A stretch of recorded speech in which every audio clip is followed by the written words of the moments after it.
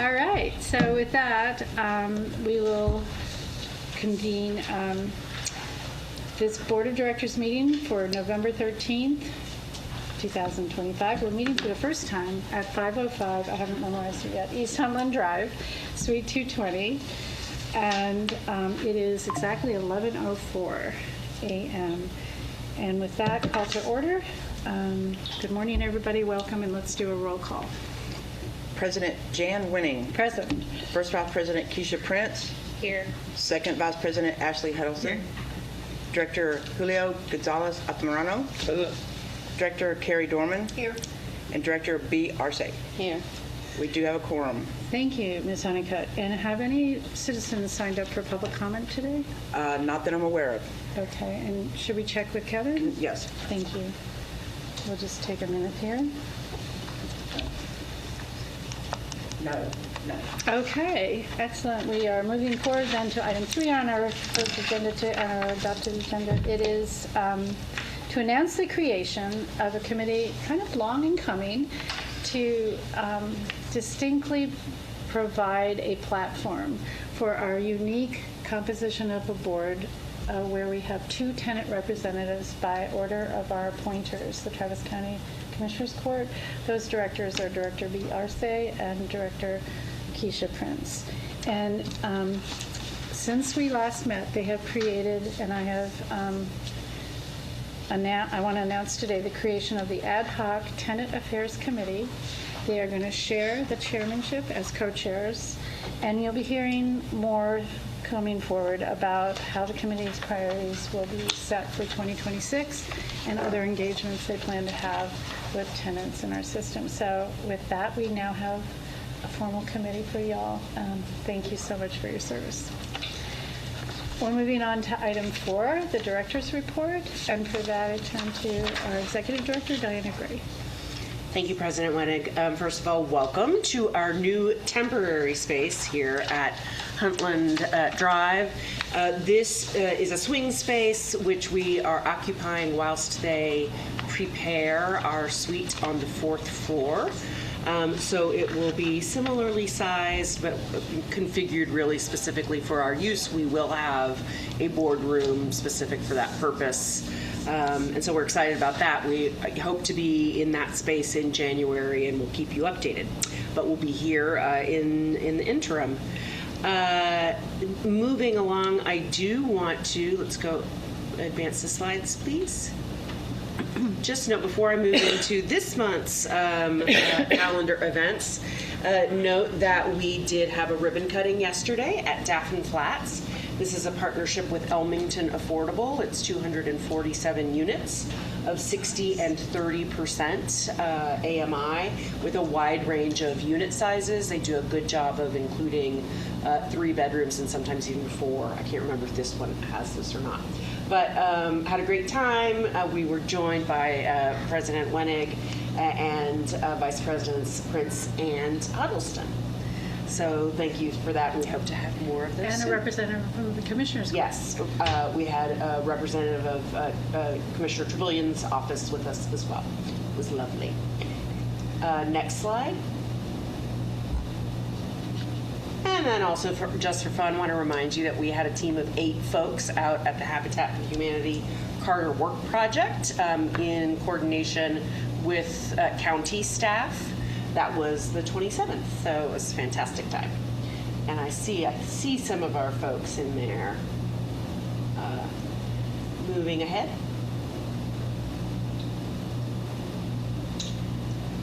So do want to let you know that, remind you that today Commissioners Court will do 3 of the 4 interviews for our open board seat. They will do the 2nd interview next Tuesday afternoon. And hopefully will soon thereafter make an appointment so that we are, fingers crossed, we will have a swearing in December. Also a reminder that we have monthly property tours on the 18th as well. And this month it will be Banyan at Breaker, which is under construction, and Forest Park, which is one of our older properties that, as you may recall, changed hands late last year. As always, let us know. We meet here at 11 if you'd like to go, just so we make sure we give notice if there might be a quorum. So far, that has not been an issue. Moving into December, we have another property tour on the 2nd, and that's Manshack Commons. It's an LDG property in Manshack itself. And then on the 10th, there is an event hosted by the Texas Association of Affordable Housing Providers, or TAP. This is an industry association that we are quite active in, and some of our board members attended the conference last year. They do an annual housing market outlook and holiday party. And this year, part of the housing market outlook will include a panel on tax exemptions, which we will be represented on. And then the reception afterwards is just a great time to mix with other folks in the space if you're interested. So let us know if you'd like to attend. We are, I believe, a sponsor of that event as well. Moving into December, we will have a number of kind of year-end wrap-up items on the agenda. And I do want to mention also that we are in the process of finalizing a contract with a consultant for the organization. She will be focused on board and governance, as well as aligning staff and board roles. Her name is Eileen Garcia with a firm called Nonprofit Advising. We're really excited about it. So one of the things she will be doing is sitting down with all board members who are available, as well as staff, and get kind of doing an assessment of where we are currently. She'll share with us her findings in January, have sort of a level setting training and discussion, and then going forward is prepared to work with committees to the degree that's useful, and do one-on-one coaching as well for both board members and executive staff.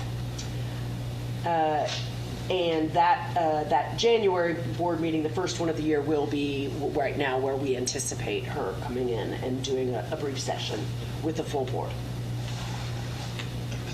Next, I believe that concludes. Yes, so I think financial report, we are still sitting at right about $24 million in net assets. Had income of about $172,000 last month, expenditures of $272,000. So did have some developer fee come in last month. Next slide. And from a cash perspective, we are still enjoying significant liquidity with in between our cash on hand and the cash that's actually in the board designated operating reserve account, have almost 29 months of unrestricted and undesignated cash on hand. That concludes my report. Happy to answer any questions you might have. Are there any questions or requests for clarification to the executive director? Yes, Director Huddleston. The developer fees that came in last month, what development did they come in from? So when, if you go back one slide, it's Paddock at Norwood. Yes, looks like Paddock at Norwood. So there are developer fees that are paid during the development process at close and when development is completed, but often the full developer fee cannot be paid during that period, so it needs to come out of operations. And so over the years, that's the first thing that gets paid. So we're getting some deferred developer fee as cash flow allows. Awesome, thank you. Any other questions for clarification before we move on? Seeing none, then we're going to move forward to item 5, our consent agenda, which by single motion to approve, we will look at all the items as posted here on this consent agenda. I'll read through them and then see if anyone has a request to remove an item. Item 1 is the approval of minutes from October 9, 2025. Resolution number SHFC 2025-36, revising the organization's procurement and purchasing standards in order to increase the ED's purchasing authority. and Resolution 2025-37, revising the corporation's employee benefits policy and increasing the employer match rate for employees' 401k contributions. Are there any requests to remove any of these items from our unanimous consent agenda? Seeing none, then I will ask for a motion to approve in a second. Director Huddleston has moved to and seconded by Director Dorman. Consent agenda is approved as listed on our agenda.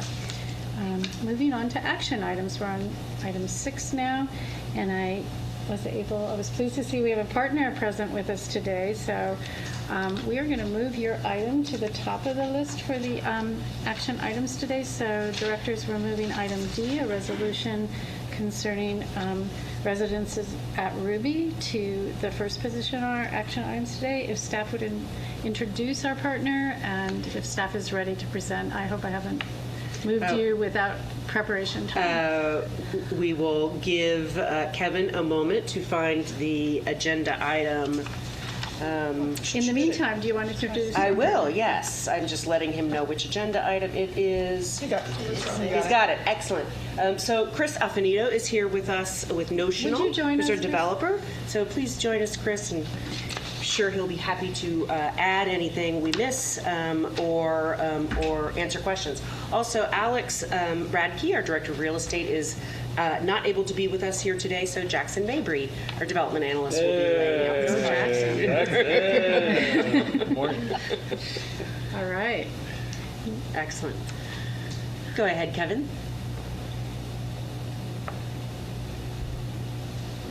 So yes, today we're discussing the project Residences at Ruby, formerly known as Frontier Valley, seeking authorization for strategic HFC's participation in the acquisition of this multifamily residential development. So we can go next slide. And here's just a general property overview. You have a photo of it to the right. It is a 101 unit building completed this year in 2025. You can see a summary of the bedroom mix down at the bottom left. It's primarily studios and 1 bedrooms, but also features some 2 bedrooms. We can go to the next slide. Here's a summary just of the deal itself. This is a workforce housing deal. One thing that we're particularly excited about is this will be our very first workforce housing deal to be up and operating in our portfolio. It's completed in 2025, and just some of the context for the timing is we're coming in at an extension to the construction loan and expecting a conversion to permanent financing sometime in 2026. Latest occupancy I have up on the screen I heard was 22%, but it's my understanding this is likely 27. more at 27%. Our internal strategic aim score calculation came out to 2,790. And one thing that we're also excited about is the affordability mix of this workforce deal. We have some deep affordability, bringing in some 30% and 50% area median income units. And we can go to the next slide. And just to kind of get oriented, here is the location of this community. So something else that we're excited about for this deal is would arguably be Strategic's most centrally located project in Austin, located away from kind of the heavy concentration that you can see in the northeast corner of Travis County. This one residing north of East Riverside in the Montopolis neighborhood, south of the Colorado River, and just west of 183 and the airport. And it's also very near to a high-frequency CAT Metro bus stop, less than a half-mile walk. We can go to the next slide. And here we have a summary of the public benefit of this deal. So these numbers are courtesy of Hilltop's underwriting. So reduced rents over 15 years equal about 62% of the calculated abated taxes during that same time period, with an estimated $5.6 million in fees. The project reaches a public benefit score of 97.44, and that is before bonus points. So being that this is a workforce project, it also is participating in 4 bonus point categories, bringing the final score up to 103.94. We can go to the next slide, please.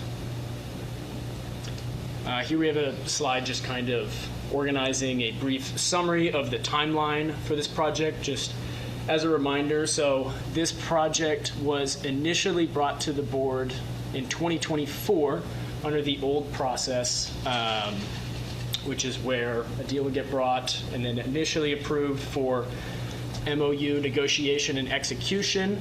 And then now, honoring that old process, we've brought it back with some substantially finalized closing docs to today. The MOU being finalized and executed in January of this year. This is followed by some delays related to legislative uncertainties in HB 21 last spring. But with last month, TDHCA releasing some draft rules on what HFC compliance monitoring is going to look like, we have now targeted a close of tomorrow. And yes, in June 2026, that'll be the first annual audit report submission deadline for those new compliance rules. But we can go to the next slide, please. And on this slide, we're just kind of outlining some of the things that we really like about this deal, separating them between the checklist of strategic HFC organizational standards and just some additional quality components. So as we mentioned, it exceeds the required public benefit score of 90, hitting 103.94, and this actually went up from Hilltop's initial analysis in 2024, that one being 95.41, and this is due to reshuffling of some of the affordability mix since then. Happy to say there aren't any significant deviations from what was approved in the initial executed MOU, and that this deal is incorporating the new HB 21 requirements. Some other things that we like, just as a reminder, this would be the first workforce deal to be up and operating. It would also be the first deal to participate in the Public Sector Workers Preference Program. And we have deep affordability with those 30% and 50% AMI units. Also, how it increases our portfolio's diversity, that is geographic, being in kind of southeast central Austin, and in our affordability mix. It has some innovative construction technology with the steel framing, which I'm sure Chris could speak to, and yeah, centrally located nearby to transit. So in summary, next slide, please. We have just some considerations just about the significant delays caused by HB 21 and just kind of the uncertainty about how that would all shake out. And a reminder that this extension and modification of the current construction loan has a deadline of its current terms on the 15th. And so for that reason, we are targeting a very immediate close of tomorrow. And that is our recommendation. So Chris, if there's anything you'd like to add to that, please feel free to do so. Well, obviously been working on this for a while with everybody. Good to see everybody again. It's good to see you. Quarterly visit. I mean, this, I think in a lot of ways, this serves as a sort of a template for what I think Strategic's going to do a lot of going forward, right? Workforce housing, HB 21 compliance, public workers preference. So there was a lot of kinks to work out. And so obviously that took a little bit more time. Looking forward to hopefully doing more business with you in the future, and we sort of have our templates ready to go. And this is a nice project. I think that I was interested to see that map and realize how much more central it is. And it makes sense. I was thinking about that just now, that, when an exemption from property tax is your only form of subsidy, I think it lends itself to needing to build in areas of higher rent, right? And if you put a map of all of my future projects on the screen, Frontier Valley would be actually one of the further ones out, because everything we work on is so central. Yeah. And because East Riverside has lower market rents than, say, East Austin or South Central Austin or West Austin, and because the market is just generally weak right now, or soft, this one was actually sort of harder to make work under HB 21. It required a little bit more stretching, whereas I'm looking forward to in the future, putting some workforce housing in very high rent neighborhoods and showing much more of a public subsidy. But we were glad to make this one work, and looking forward to hopefully doing more with everybody, and happy to answer any questions. Okay. So thank you, Jackson and Chris. That was a very thorough and inspiring presentation. Thank you for doing that. Directors, does anybody wish to have any areas of confusion or questions, clarifications addressed by these two presenters at this time? Seeing none, then do I have a motion and a second for adopting Resolution 2025-41? Motion to adopt? Second. Second by Director Huddleston. And we'll take a vote on all those in favor. Raise your hand and say aye. Aye. That passes unanimously. Thank you again, both of you. This is a great day. Thank you. Thank you all.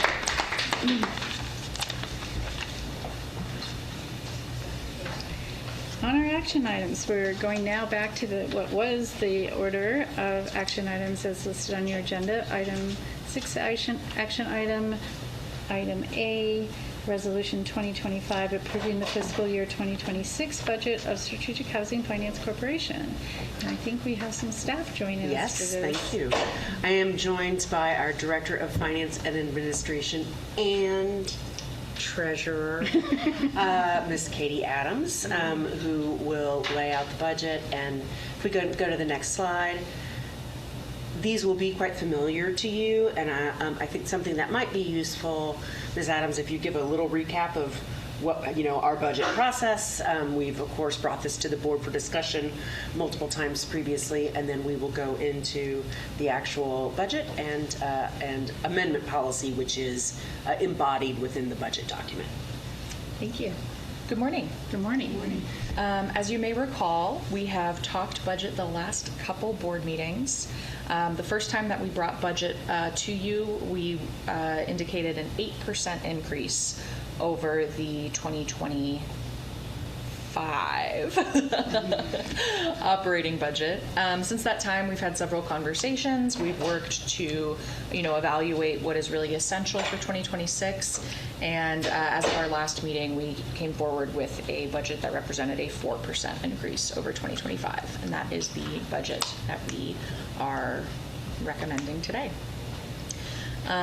You'll see that this does still indicate a deficit budget, much less so than the previous version. We've essentially halved what we were looking at, but we are anticipating some modest draws from some of our board designated funds in order to execute the 2026 budget.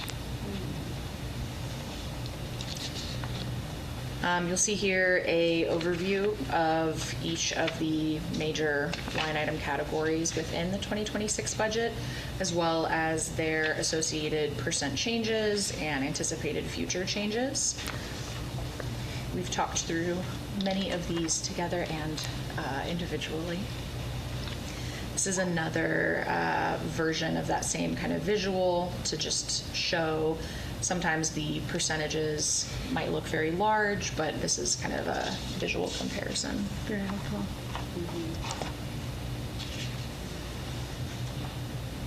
And here we go on budget amendment. Sure. Were there...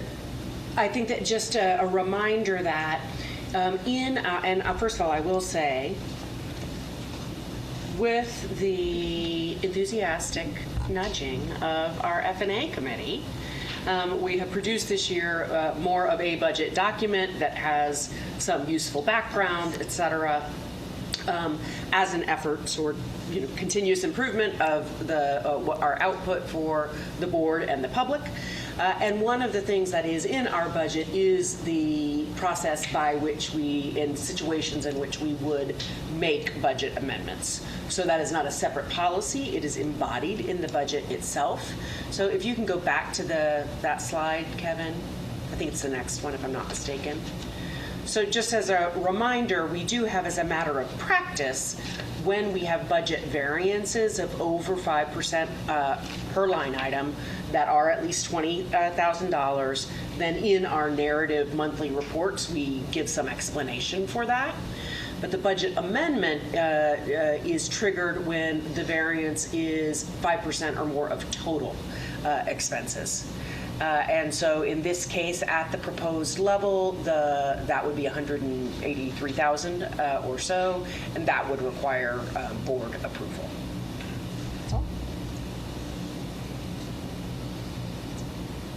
All right, so that concludes our presentation. Happy to answer any questions you have. Questions from the directors? Request for clarification. Director Dorman. Thank you, and thank you. The budget amendment, it's triggered. Does that mean it comes before the board automatically as an agenda item? It would mean that, yes, as soon as there was a 5% variance of the total budget, it would become a necessary item for the board at the next opportunity. But if at any time the board had an appetite to look at the budget for amendments, that Of would course, still be? yes. Okay, so this is a fail-safe? Yes, that's right. Okay, great, thank you. Other questions or requests for more information, clarification? Seeing none and hearing none. Do I have a motion and a second for this resolution number 2025-38? Move adoption. Second. Okay, and all those in favor, raise your hand, say aye. Aye. Okay. It's hard to see. I got it. That passed unanimously. Moving on in the order on the agenda for action items, we're at B, resolution number 2025-39, revising the board designated funds policy, creating a portfolio fund, and adjusting target fund balances. Yes. So first of all, thank you, directors, for your work on the 2026 budget. I think we made a lot of progress this year and will continue to do so, so we're really excited. One of the policies that we have been discussing in tandem with the budget is the board designated funds policy, and that policy actually calls for annual revision or consideration with budget. And so we did share this in a discussion last month, and for your background, also have taken this policy through the real estate committee, in this case because the addition of the portfolio fund that we are proposing is obviously most germane to our real estate activities. So with that, I will hand it over to Ms. Adams to give an overview, and I'm happy to answer any questions as well. Hello. As indicated, the primary changes here are going to be budget-triggered changes to ensure that our operating reserve and other board-designated fund balances are appropriate for the coming fiscal year. The other change is going to be that establishment of the portfolio fund. We did receive a little bit of conversation on board forum about portfolio fund, and so I did want to distribute some of the proposed revisions submitted by Director Dorman. That would be helpful, thank you. So while she distributes those, perhaps I can continue to go through the slides. So just as a reminder, last year our reserve fund was $3.6 million. What we are proposing is an increase to $3.7 million, which is just in parallel to the a modest increase in our operating budget. The housing production fund remains the same target amount. And then we are proposing the creation of a portfolio fund with a target balance of $4.1 million, and that is effectively about $1,000 per unit in our operating portfolio. Next slide, please. The policy lays out the purposes of each of the funds, and so I want to focus on the new portfolio fund. The idea here is that generally it is to create resources that are available for reinvestment in our portfolio as needed. The most common instance we've had thus far is the need to buy out an investor limited partner as we reach year 15 of tax credit properties. And so this would set aside funds so that it doesn't feel like a surprise. We can plan for it. We could make loans to our existing partnerships for capital improvements or other purposes. And then finally, we previously have been targeting next year's anticipated non-routine legal expenses out of the operating fund, but we think it is more appropriate out of the portfolio fund because it is obviously a cost that's associated with the size of our portfolio and our exposure there, and it allows us then to keep our operating reserve. When we look at that, it really is funds that are available for our normal operating costs. So while there might be some non-portfolio legal expenses that impacted the operating reserve fund, we would be proposing to use the portfolio fund in that way. So, could you repeat that last sentence? That we're proposing that non-routine legal funds, if needed, could be drawn from the portfolio fund. The operating fund, legal costs could come into play there, but it wouldn't be the portfolio-related ones, right? Thank you. Yeah. Appreciate that. Next slide, please.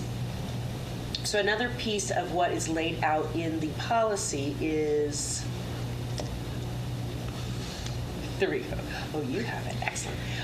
Is that a pointer now? This is so good. Oh, sorry. Whoa. No. Whoa. It's a secret test drive, and it's going okay. But it's so much, it gives us alacrity. It's really good. Wow. Very This is, exciting. yes. Okay, is the waterfall of funds. And so this, first of all, we don't transfer any funds into our board designated funds unless and until we have sufficient cash on hand, right, to be comfortable. And we have set that level at 6 months of operating cash, which is quite robust for most nonprofits.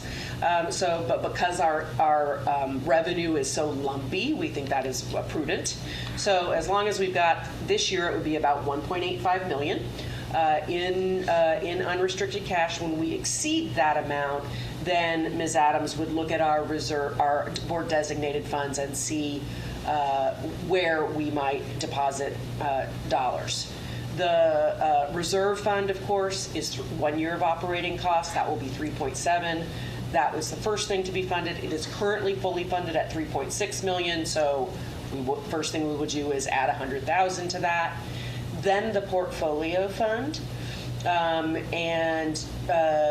with a target of 4.1 million again. And once that target is complete, if we would look at the housing production fund to see if it had come down from its target balance and needed a deposit. Right now it is fully funded, but as you know, we are moving towards being able to deploy some of those funds. So we would anticipate needing to replenish it. I think this is really in order, you can see, of risk, mitigation for the organization. A, are our operations solid? B, do we have funds to do things we might need to do or want to do to shore up our portfolio? And then finally, we use remaining funds to do more creative work to move new transactions.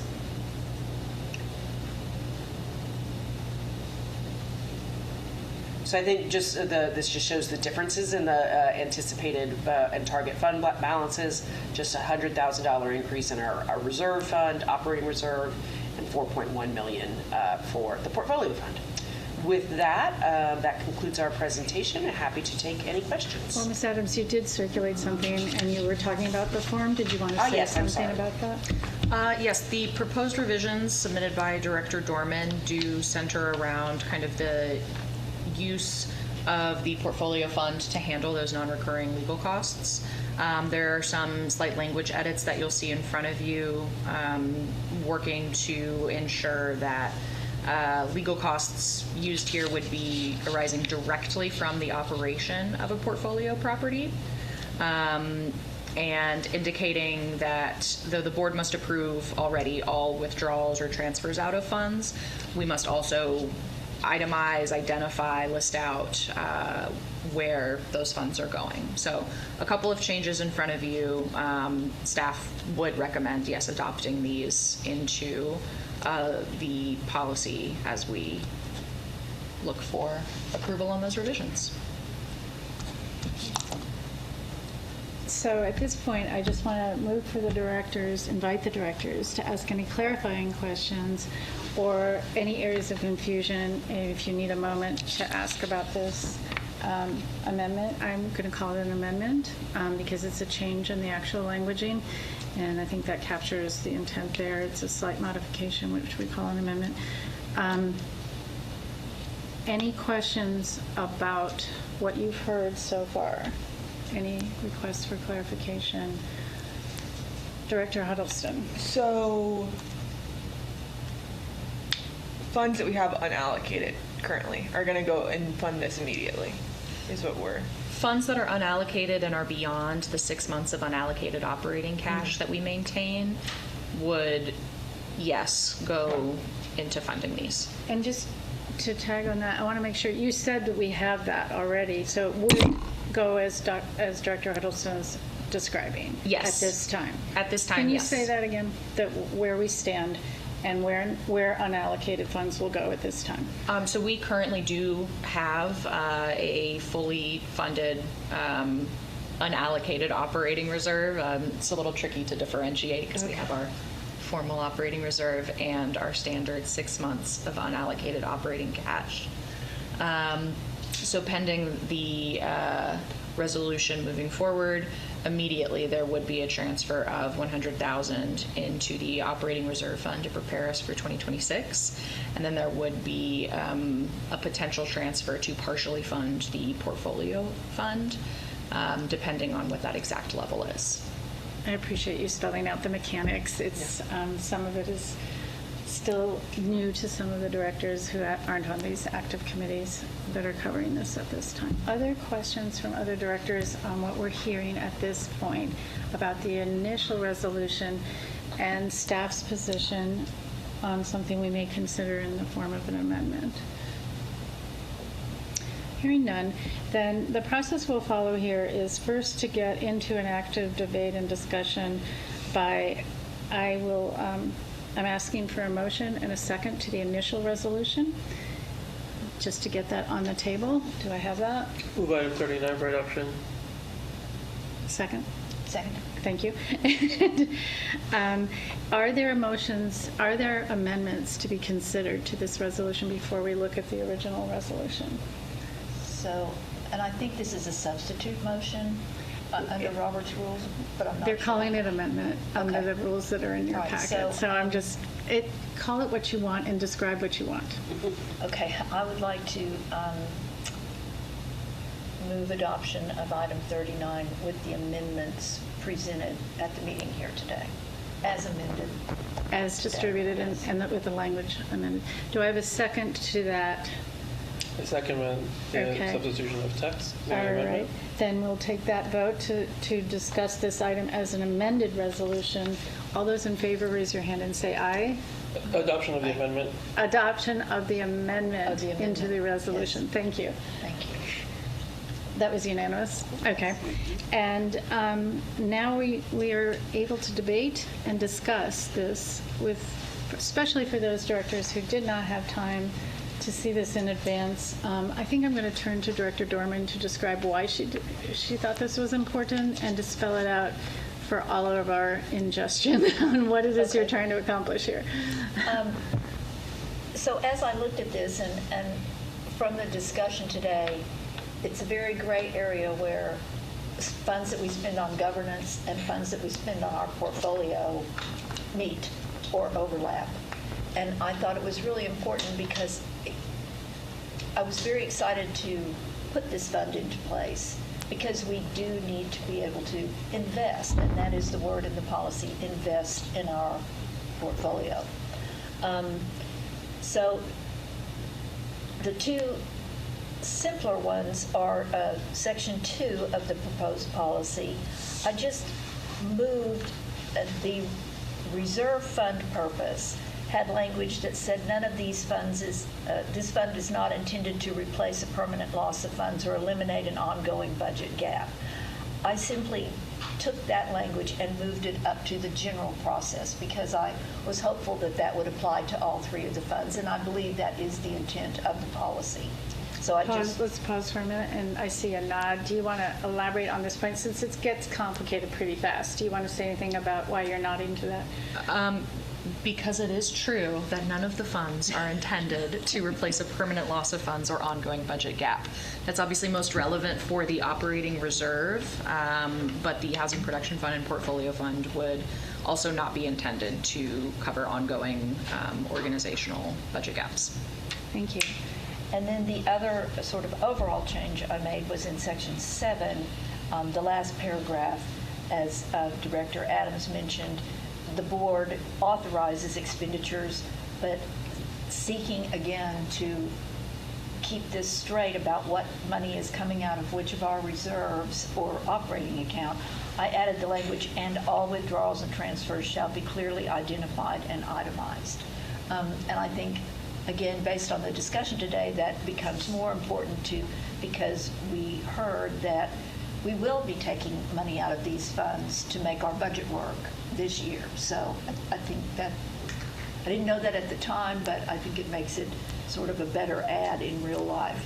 The other one is back on the actual portfolio fund itself, which is in the text box at the top of your handout. Non-recurring legal obligations. I mean, I think I know what those are. I think, but it's not a clear term. You know, is it a non-recurring legal obligation when we need paperwork to do something to do with an acquisition? Is that what we mean by this? So I just tried to tighten it up some to say that arise directly from the operation of our portfolio, because that's what I understood this to be, is to protect our investment. So I just wanted to tighten that language up some. And I know that Director Altamirano has also been active on the forum. I'm not sure that all the directors have had a chance to see that, but as you are hearing the presentation today, do you have any additions or comments you want to make on this modification in the languaging? Not at this time. I think the exposition and answers have covered it. Okay. Other directors who are encountering this maybe for the first time, do you have any questions you like answered by either staff or by your fellow director who's proposing this amendment about her concerns and why she wanted to do this? Okay. Hearing none and seeing none, that would conclude our debate on the amended resolution, and therefore we're going to go to a vote. All those in favor of incorporating this amended language into the resolution as described in your handout, I can read it again, or do you all feel pretty clear about what we're voting on? Okay. All those in favor, raise your hand and say aye. Aye. That's unanimous, and the resolution passes as amended at 2025-39. Does it need a new number, or is this it?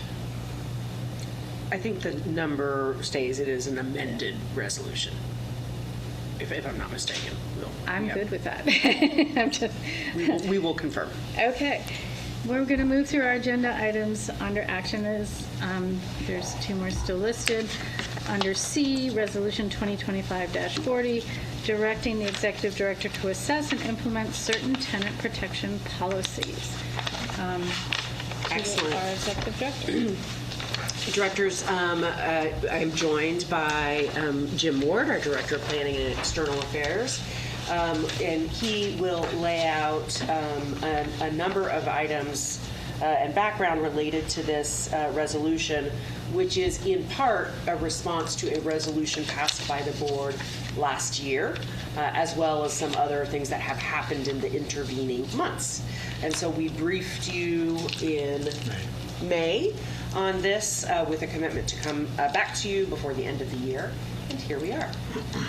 All right, go ahead, Jim. Great. Good morning, directors. Happy to be with you. Jim Ward, Director of Planning and External Affairs. In your board package, pages 95 through 101, you will find a resolution 2025-40, a staff memorandum kind of explaining the resolution as a response to a prior board directive in 2024 with SHFC 2024-68, and an action inventory of proposed tenant protections for the organization to consider. And so if you would advance to the next slide, please. So as Director Gray mentioned, this is a response to strategic resolution in 2024, and we have had some intervening or some variables that we were not predicting, I think, in 2024, namely the UT Law Housing Policy Clinic's what we call the TEP report, which stands for Tax Exempt Private Partnership Properties. And that report actually lays out a number of items that are incorporated into Texas House Bill 21 as it relates to the public benefit generated by certain HFC and transactions. But what we're focusing on are the tenant protection recommendations contained in that document. And so all of those feed together to inform the resolution that you see in your package. Next slide.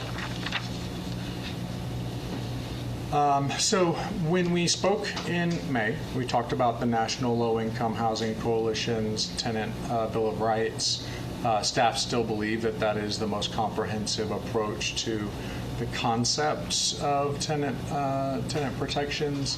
So you can read them on the screen. It is a comprehensive package of domains that address kind of, I would say, most, if not all, of the aspects of tenant protections. They are largely conceptual, thank you. And so what we're proposing in the resolution are specific tenant protections. And so I think, I just want to pause there for a second. The tenant protections are distinct from tenant rights, but tenant are also tenant rights, right? So they are not synonymous. And so we're using tenant protections for this resolution. So if you could, next slide, please. On your desk today, I recognize that this font is quite small. There are about 24 specific tenant protections recommended by UT Law in their TEP report. About 30% of them we are already doing. You can see those denoted at the bottom of the screen as actions that we have already taken to address specific tenant protections. But we do, we see approximately 16 or so actions remaining. And so if you would, next slide, please, Dianna.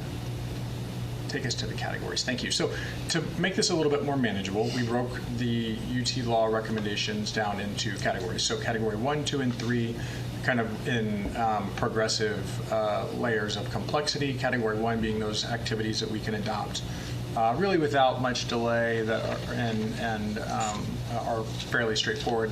Category 2 introduces a little bit more complexity, may need additional discussion with our peer entities via some type of mutual adoption process. And then category 3 is high cost activities that may require more complex execution and staff costs and or programmatic costs. So when we're looking at what category 1 activities might be, and as you'll see in your resolution, we're recommending to take 4 specific actions immediately. And so that would happen as a revision to our deal term underwriting thresholds.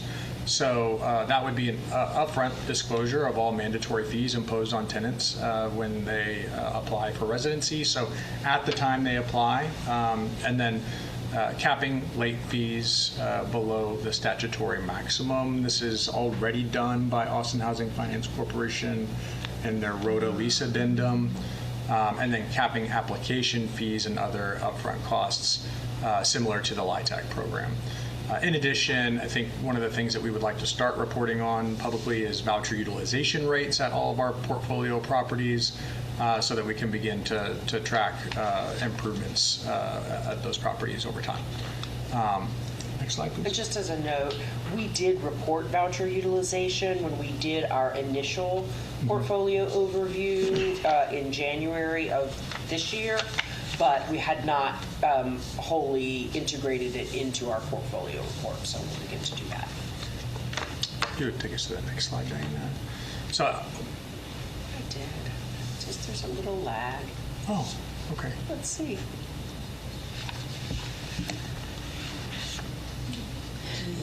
Talk amongst yourselves. There you go. So, I was about to. Oh, no. They're all familiar with back about this. 4 This slides. happens on my. So yeah, right, there we are. So just as an I was overview of the gonna staff fill in the space. recommendation, we have really 2 kind of unique actions that we're recommending. One would be, again, moving to adopt Category 1 recommendations from the TEP report. And so we would return to the board with those updated underwriting term sheets in the first quarter of 2026. In fact, you'll see on the next slide, we are proposing some action in 2025 just to kind of get that rolling, and so we want to implement those things without delay. Categories 2 and 3, as I mentioned, are a little bit more complicated. The resolution directs staff to engage with our partner entities in a process of evaluation and with the intent of identifying and implementing shared threshold criteria that we can adopt as a community. I think one of the things from the TEP report that became really clear to me is that if one of us, being the public entities, adopts all of these recommendations, especially an entity like Strategic where we don't have additional subsidy, it will push developers to partners with lower thresholds for participation. And so we want to be conscientious about how we implement these tenant protections in a way that is not creating a race to the bottom, as it were. And so we will work on that the second and third category over the first part of 2026, return to the board in July with an update, and with the intention of specific additional tenant protections in late 2026 to be implemented in the first part of 2027. If you could please go to the next slide. Again, this is a rather small text. I think we are planning for the peer work group. The next peer work group is happening on November 20th. We did share the resolution before you today with our partner organizations for their their understanding and digestion before that meeting on the 20th. And if adopted, would return to the Real Estate Committee on December 4th with draft of underwriting revisions. And then the next steps on the slide have us returning in February of 2026 to update those underwriting terms. And then, as I mentioned, February or March? I think the resolution is by the end of March. correct. Yes, the resolution is no later than March 31, but we don't want to wait until March 31. So, but yes, you are correct. And then No, it's a question. I didn't know what was correct. yeah, and then returning to the board in July with an update and moving to implement additional tenant protections in late 2026, early 2027. And that concludes my presentation. Happy to answer any questions. Thank you. This is an important step for us, and something that has been a thematic for the board for the last 3.5 years, trying to insert and promote better conditions for tenants, better experience for tenants in the properties that we can't manage and don't manage, but which we induce. And so we feel a link and a responsibility. And it's kind of reflected in the fact that we just started the ad hoc tenant affairs committee. So I'll be turning to my colleagues for a minute for their commentary. But first, I just had a technical question for you about the voucher utilization under practice. And Diana, thank you for reminding us that we already heard this, but could you refresh me on the recall of what is the current voucher resolution that you mentioned that we already have it? I don't remember the average offhand. We can pull that, but I believe we did it by property. It was lower than one would hope because for our existing portfolio, tax credit deals are already have to accept vouchers.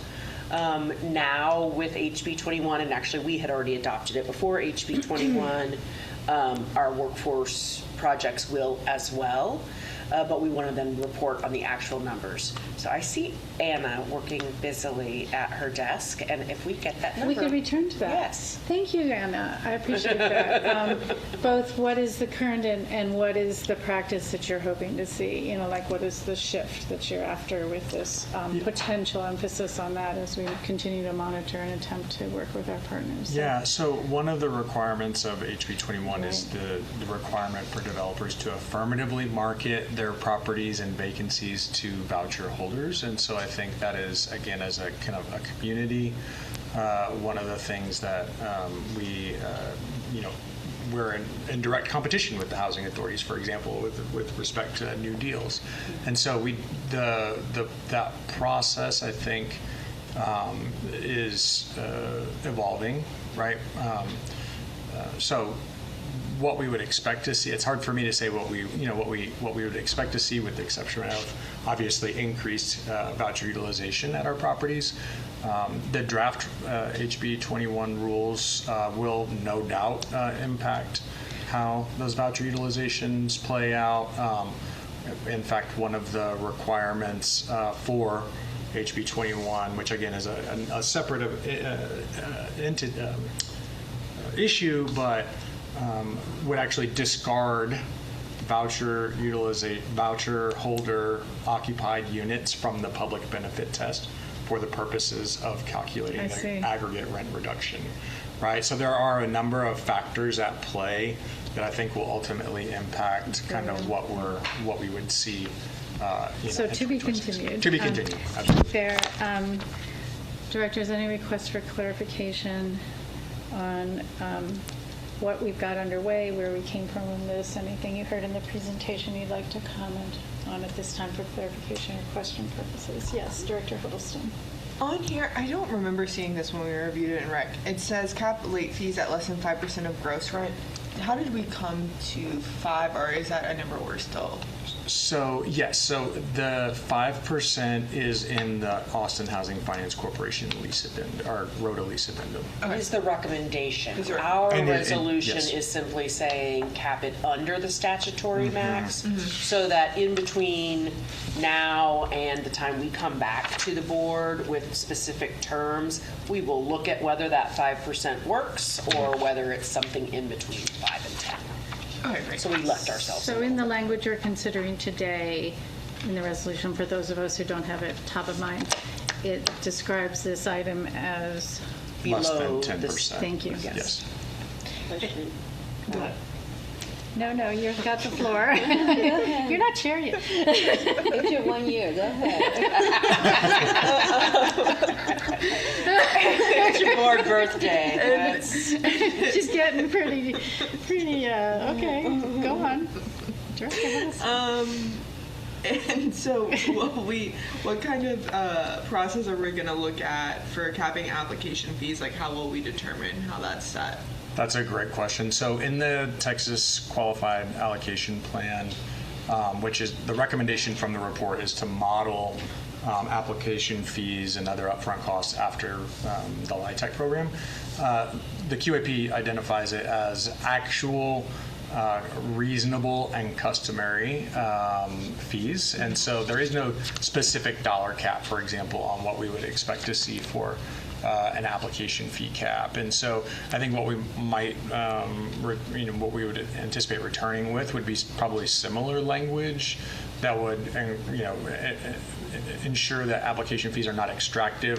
The QAP also has and I don't recall the exact figures off the top of my head, but in terms of the revenue generation from fees as kind of a percentage of the total gross revenue is something that we might look at as well in terms of how to determine whether things are in fact reasonable. I think it is going to be likely a case-by-case basis with our development analysts as they're working through underwriting. Okay, and Director Arce, questions that will help you understand what we're deliberating on Yes, this? Yeah. thank you. On late fees, the cap at 5% or less than 5%, would that be a one-time? It would be in lieu of the daily fee, accumulated fee, correct? That is a great question. The RHDA lease addendum, I believe, is a one-time. Which as you're opposed quoting to- because it's the source of this. I'm sorry? Just to explain what that is. Oh, sure. Yeah. Yes, the rental housing, oh, gosh. Development assistance. Yes.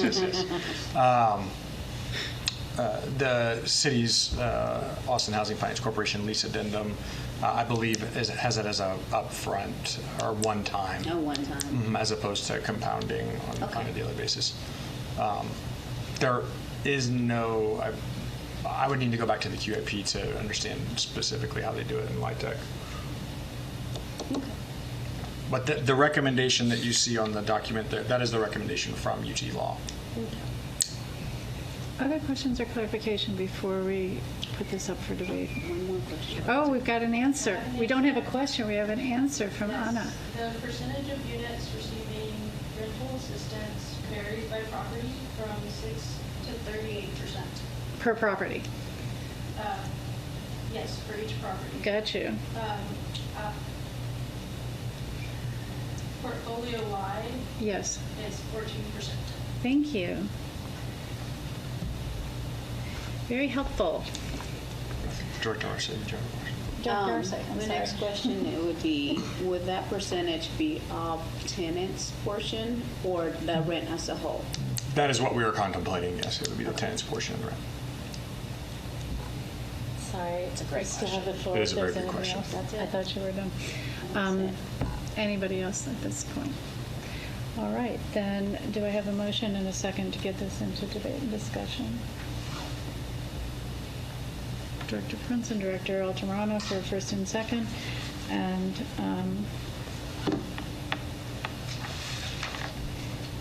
we shall discuss and debate.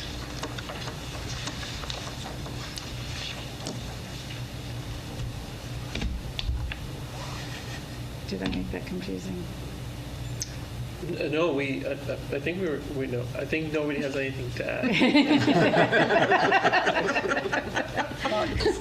Well, I'm going to turn to our tenant representatives, who I know have just been formed as a committee of their own, and I know that you took some time earlier today to just take a look at these items. Did you engage with Jim Ward ahead of time on his memo about what was the essence of what we're looking at in this process we're moving through to try to get better at tenant protections? And if you didn't have a chance to engage with Mr. Ward earlier, you can now. Yes. So, any comments? Any take on how this fits into our mission and your mission as directors? Director Prince. I would say that there's a lot of things on here that are pretty important. My daughter's looking for a place now, and the things that she's going through, I'm like, I don't ever want to move. I really, really, really don't. There's people that are asking not for your bank statement, the bank, they want your login so they can go to your bank. I'm like, what? Scratch that one. Nope. You know, she has 3 people on the lease, 2 adults, one's elderly, and they're asking for each one of them credit scores, like separately, a separate application fee for all of them, a separate like deposit. I'm like, what? Oh no. So tenants need some protections. They really, really do, because it's getting to be a dog-to-dog world out there, and they're wondering why so many people are sleeping out on the street. They have money, they have decent credit, and they still can't get a place. It's just really, really distressing. I think you also raise a good point, Director Prince. There are no doubt tenant protections that we are not proposing in this moment. I think we're using the TEP report as a starting place, but I believe also the category framework that we have developed also kind of provides us a good way to start to evaluate some of the additional tenant protections. And so I would love the opportunity to meet with the tenant affairs. Thank you. And because I think there's only so much I know, and Sure. I'm not looking for an apartment right now, so I'm not hearing that stuff. Those types of reports are very valuable. Thank you for your input, and thank you for identifying those barriers. And yeah, I look forward to you guys continuing that. Director Arce, anything at first take on this?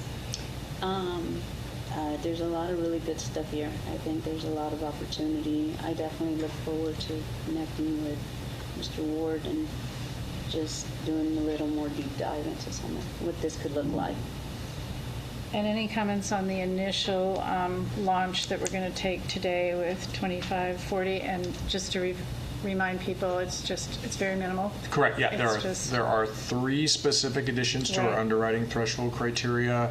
1 additional step, I shouldn't say step, it's kind of a practice that staff will be adopting. And then the bulk, I think, is going to come from the policy action work group with our peer entities. So as so many things, it's incremental, and I understand the urgency is why some of us are on this board. And I'm so glad that you guys are going to start working with Mr. Ward as we try to roll this out. So any other comments or debate for or against this resolution before we take a vote? Then let's put it to a vote. All those in favor, raise your hand and say aye. Aye. That's a unanimous vote, and no nays or abstentions. So moving forward with our agenda, we've already adopted Resolution 25-41, item B, and we're on item E. And I just want to speak on that. We are going to actually revisit this at another time. Yesterday afternoon, I heard from staff that there might be some opportunities to polish the language a little bit and make it even better and clearer, and to do a little more research on how other entities like ours approach the proposed areas for revision of our bylaws. And since it is a duty that we look at the bylaws every year, we want to take it seriously, we want to do the best job, so you'll be seeing that again in the future. It's not going to be voted on today in the form that you saw. So now we're going to go to item 7, a discussion item, and it is the 2025 board self-evaluation, which will be led by our Vice President Hostin, but I think there's also a staff member who's involved in this item. Is that correct? Bella has been assisting. Miss Bella Carmen. Consultant, I should say. Ms. Consultant Bella. Okay. Senior consultant. Original. I do have my AARP card, if that's what you're insinuating. Yeah, so As we go into this, I do want to just say a couple things that aren't in the materials you're going to see that I know about as chair that I just want to give a little frame here. We take our board self-evaluation more seriously. Ever since last year, our prior chair, Director Altamirano, instituted the very first board self-evaluation in the spirit of transparency and accountability, that we exhibit that as a body ourselves, not just working on it with our partners and our staff and our other entities in this ecosystem. And I want to say that it's really notable that in 2025, I have access to this data that you guys don't. Directors have done more training and more committee work than in any prior year. And that the work products that are coming out, some of which you saw today, are a reflection of a very highly engaged board. We've had half of our board appointed in less than the last 13 months, which is an influx of expertise, skills, and experience. It's quite a new and different mix. We also have added a really rigorous onboarding process, which is a work in progress. I mean, every month or a couple of months, I think we put let's flag this for the next appointee. And we also are in a year where Travis County, for the first time ever, issued guidelines for what the training of our directors should be and what the level of skills should be for our directors. So it's been a really interesting year in those ways. I also want to say that 80% of our directors have actually participated in advanced trainings at professional conferences this year, which is also a first. And every director is on committee work, which is also a first. And that for our appointers, we have engaged in a record number of meetings with our appointers this year that are at 20 and counting. We're still going. And so we have a closer alignment with our appointers. And it's starting to show some traction in policy, especially with the Intergovernmental Relations Office, that they're interested in what we're doing here. And I can give more on that another time. So based on your own estimates, and I know you guys always underestimate, I've calculated that our total composite number of hours of board service this year exceeds 1,200 hours of volunteer service already this year. So I know we're thanking Ashley, but I hope you all eat candy because I'm thanking all of you. It's been a really interesting year for us with a lot of upgrades in what we're able to accomplish as a board. How many hours? Over 1,200. Can I write that off? You are so funny, Director Arsenault. Your texts crack me up every week. I don't know where you're going with this. Do we need an attorney present? Where's the attorney? Somebody tell me if we're in deep water. Okay. All right. With that, Director Huddleston, would you like to talk about how you envision this year's board self-evaluation? Yes, absolutely. Thank you, Jan. So this year we are building on what we did last year. All of the questions from last year are going to be in the evaluation for this year. But really the purpose of this was for us to maintain the strong governance, accountability, and also align ourselves with the Travis County Commissioners Court's guidelines. And so there are a total of 18 questions. 7 of them are from last year, and 3 of them are directly related to Travis County's guidelines that they issued. And the questions from the guidelines are questions 2, 4, and 11. How we'll take this on, we can go through the questions quickly. If anyone has any comments that they would like to add, we can make edits before it goes out tomorrow, and Bella will be the one to send that out. But kind of how I envisioned this was we are looking at 5 different areas, and we'll score those on a 1 to 5 scale, 1 being strongly disagree, 3 being neutral, and 5 being strongly agree. And then Bella will go ahead and compile all of the data. All of this will be confidential, and we'll only see the composite of everyone's data together. So meaning if everyone, it's anonymous. Mm-hmm. Yes. So I would very much like it if you would write as many comments as possible, and really leave it all on the survey. This should be a tool that we can use going forward into next year. On maybe there's items we need to improve on, or maybe there's things that we need to keep exactly the same because it's working. So I would like to capture all of that here. And then the next board meeting, we'll compile all of the data pre-Thanksgiving. The surveys are due on November 25th. And then executive committee will review the results, and then we will discuss them in next board meeting in December. Does anyone, we can go through the questions, but does anyone have any comments or questions thus far? This is an open discussion item. We're not going to vote on it, but we can adopt some changes that will be endorsed by the executive committee or not. So this is your chance to chime in.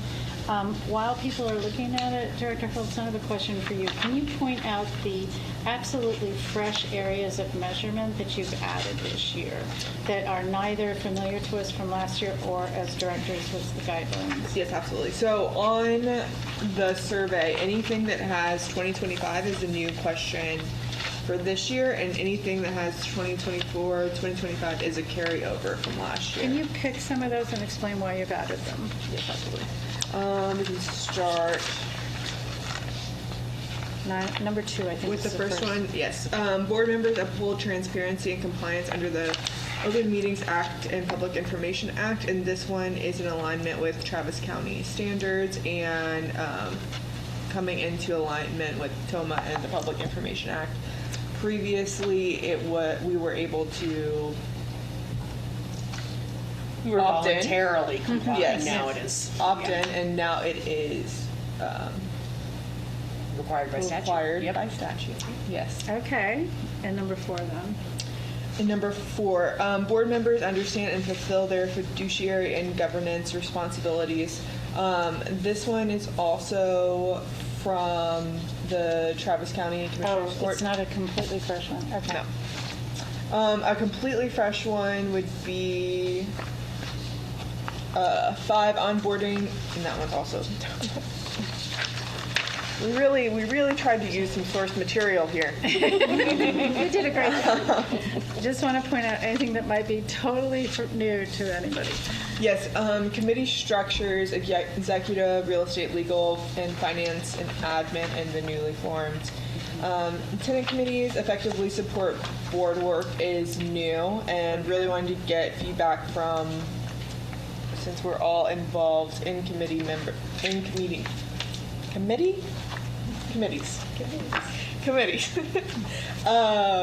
that you feel that what you do on your committees shows up when we come to the board meetings, and that it is an effective method to accomplish what we are trying to accomplish on the board.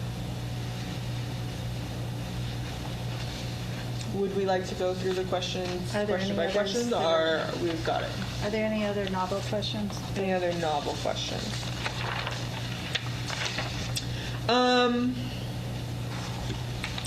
Questions. I'll give you a brag box. Question 15 is what areas has the board been especially effective or outstanding? Okay. Is anything that we've done this year that you have really just, blew your breath away, took your breath away? I would love for you to brag about it here. And then in 16, if there's anything that you're like, that is such an area for opportunity that we have to shine, I would love for you to put it there. And like I said, all of this will be confidential. We will hold a composite of what everyone's general feedback is, and then discuss it at the next board meeting. So, with that, thank you for that explanation, background, and emphasis on the things that you're really interested in reading about, which I share with you. Those are great areas. Since folks are going to be asked, starting tomorrow via email, to use this and start indicating your evaluation of ourselves. This is a great time if you don't like anything here, if you want it to be adjusted before this gets issued out. Does anybody feel strongly about anything they've heard today, pro or against? Are you ready to use it?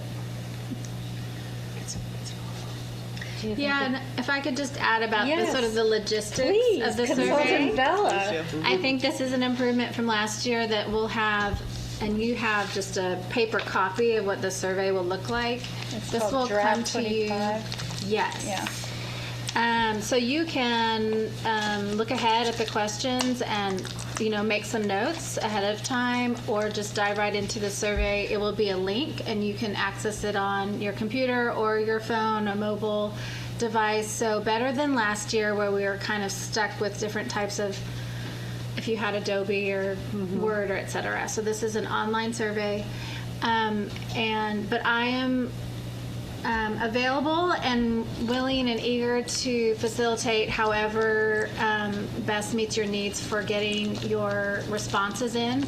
So if you have trouble with the survey or would prefer to handwrite your answers, I can arrange to pick those up from you. You can send me texts or photos of your handwritten answers. If you want to give me your responses over the phone verbally, and I can enter in the survey. So our primary goal is to hear from everybody, and the only reason that your name is requested on the survey is that I will see that and I will know who has yet to respond. So I will harass the appropriate people and support the appropriate people who still haven't responded. So, but as was already mentioned, nobody's name will be connected to your responses. Just want to make sure that we get 100% participation, because this is really important. So. And when is the deadline for turning in? So we're going to get this out. We could even get it out today if there's no major changes. And it's due in about 10 days. So the Tuesday, the 25th, which is 2 days before Thanksgiving. And then I'll have the results ready for that following Tuesday for executive session. And then the results will be sent out to everyone, shared out, so that you can see those before you discuss them on December 11th. That's right, at the December board meeting. And this is perfect timing as well with the consultant that will be coming on board and helping with board governance moving forward in January. So. Thank you. Yeah, if that concludes our discussion, we're going to have some time, but it's really important work, and I really appreciate everybody's attention to this matter. And as you heard Bella say, if there's any barrier to meeting that deadline, she's flexible. She's going to work with you. So there's I authorize purchasing of coffee and sitting down with Bella to finish the survey as needed. All right. That is the conclusion of that discussion item under 7 on our agenda. And under 8, we have the option to move into executive session. And today we actually do want to invoke that option under Texas Government Code annotated 551.074 for personnel matters in order to discuss the executive director evaluation. And so for that reason, I'm going to ask Dianna to help clear the room. Yep. And we could have a 2-minute break if people need them, or we could just launch.